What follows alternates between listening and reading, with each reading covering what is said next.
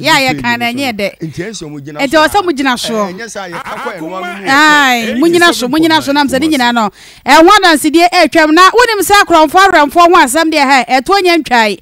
wa manga ne mu na de ba kwa na hadwene pa ene sa posifo eto da wono boy ho ban no wo na akronfo de to o mani tadi so wono so nkanka ene aposifo na ne bullion van ne kwa bank fo sika yi ko ne pa posifo se wono mo sika no ban ya bo sa akronfo no ko pena wo mo akoto asha posifo esu ne abobo no muto akuomo na o masa robo bank na access sika na we ye Ghana fo nyina nimsem e ma chese ne yi posi ne aba mu abi de kura de be se 2021 ni mu adi wura 2022 ni mu awra ho sembe to dwa e ma Ghana fo ye ni bobie mu a ma chese IGP kura de no ho baji mu a wo chem se da bi se sika kura bia hodo no se ko ba se bullion van no mo de kwa yesra mo pa mo fa hye nwu akwem ba ho se mo fa nwu akwem se de be ya posi fo na wo mo bo mo ho ban ne sika no ho ban ne so no ye betumi aba wo mo so enkwa ho ban abuhia sasam no ebiem access biem na ka ti bia chekakra na so na ebiesi pa ewa Ablekuma fan milk wonum kire mo se akronfo e wo mo dodo no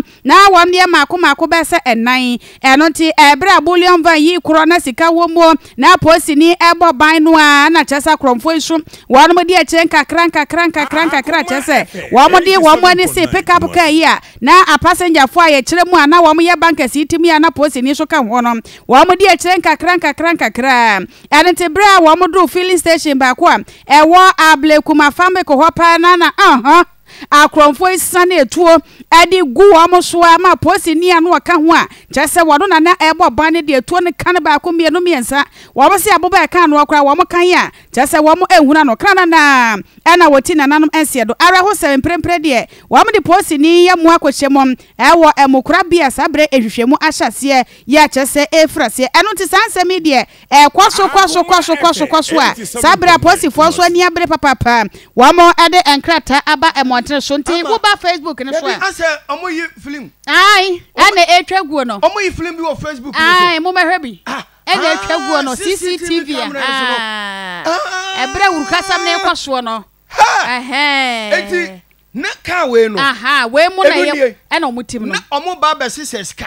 e de free filling station sta oil ho no ne fan wa Ablekuma ho no no enti abra omo ba sa no se na nkofo ni dika no ntete kakra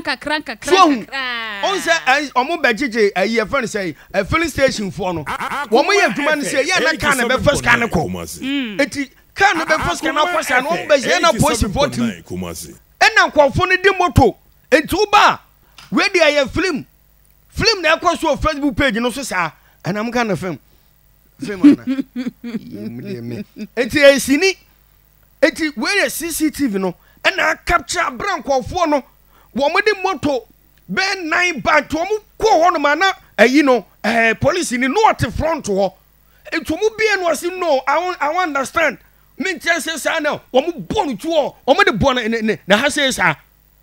etu ba aya other videos ni si na mo je nyina wo ka nim ama we dey film Akoma FM 87.9 Kumasi ja posi fo asese isi a posi fo ka de na akere nam ka sa woto aso pre kokora maye nam ka sa woto aso bia posi fo ana bia nam ka sa woto aso pra maye me yema hyeme ai film enti sadi ansam ne kwa na posi fo nso ese wono mani abre papa sabre de akronfo na wo mkodi sansa mone no wo so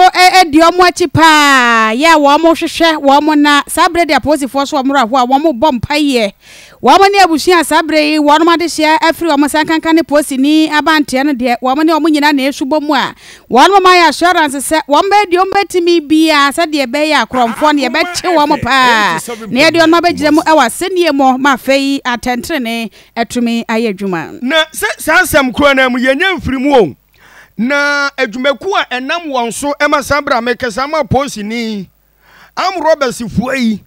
wo moje eye gama no nkwade afiri ni nsem nyina no wo mo so de krata ba bonten mekire star oil wo mo na mo de krata bai na atifi sam say armed robbery attack on a billion of star oil Ablekuma family station wa na wo mo edi krata ba so no kre omura ho pa na omabubu omadwodwon so omo teso omo fo ni nyina ne se wo mo se ne wo mo wo hono mo ampanifo omo wo star oil ana omo de sakrata we ba bonten no se ne fa ba kwa Ablekuma family station wonom no omo nka bi nhwemu ena na tse ayi amro besena ba ba attacking nkofo bia wo mete sa enu van say bullion van mu on ba be fa sika kra akopie mu ewo de fan say sika kra bia o mi san sem esi e be say don kwa pa hu sima na aduasa pepepe ena san sem wetimi si ye nemom o mi so mo kan de akere mu a mo ne star wayelefo edi adwuma mo amubu petrol ne diesel ne ho kono ba ewo mo aso ya wodo aka ewo gane memo se nyina se nu kwa se hu bia ka obi a esan se de bia da omne a police fogu so bo ban a emu odin ye pa se be ya ombetimi abo obi a oba bebu petrol ana se bia diesel e de free wonu makache hodo obi a wo gane mem se nyina entom de ha omo nemom ade ba ko omo kan de atato ne se sensem sise ya na ase Ghana fo bebre dimirika na nsem no nokura ewo mu no omo nkan gise de nya nokura nko a no omo beka entu omo de omo se animanim yayi kakra we no betimi aka ama obi ate ensem no de wo mu pote no akire omo betimi de aba abonten abra wom ne aposi fo nyina ka bo mu omo ye hwehwemu na sa enipa etwamu be se na ya beto da se omo akwa ya sa konsete no Yakopon be ya dom na omo ne aposi fo aka bo mu a wom sa betimi aka se nipa bonefo no etie no ene nkra se abusafo me kire star oil star oil for omo penfo de ababontin sesi ai etimi de afa ho na ma ye ni dwa kakramra ye be ko Ghana mra hye bedwafie na ye ru ababensi ompene mo mfa etuo bi ntoto